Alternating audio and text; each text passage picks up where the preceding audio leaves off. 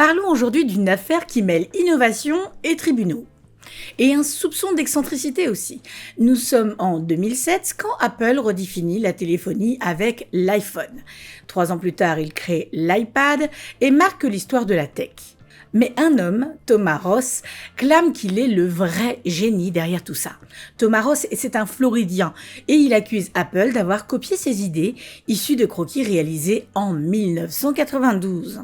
Ces plans étaient baptisés ERD, Electronic Reading Device, et il montre un appareil rectangulaire avec un écran dominant, mais quand on regarde bien, l'un de ces dessins ressemble plus à un pageur avec une antenne et un clavier qu'à l'élégance minimaliste de l'iPhone. En 1995, il avait tenté de déposer un brevet, mais sa demande avait été rejetée parce qu'il n'avait pas payé les frais. Voilà.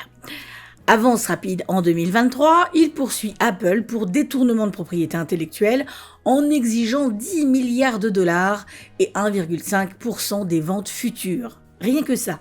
Aux États-Unis, ce genre de plainte est possible grâce à un système juridique très permissif en matière de litige.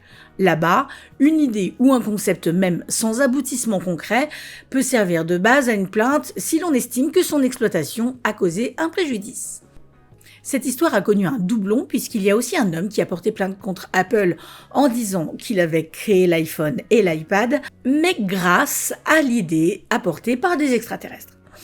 Chacun son truc. Bon, là soyons clairs, ça n'a même pas été en justice. Alors cette affaire pose une autre question, est-ce une tentative légitime de faire valoir ses droits ou un simple coup de poker made in USA? À vous de juger. Moi je vais dire que je suis l'inventrice du bouton Lock-Unlock sur les cartes mémoire. Vu le nombre de cartes mémoire qu'il y a dans le monde, je serais riche. C'est pas con ça?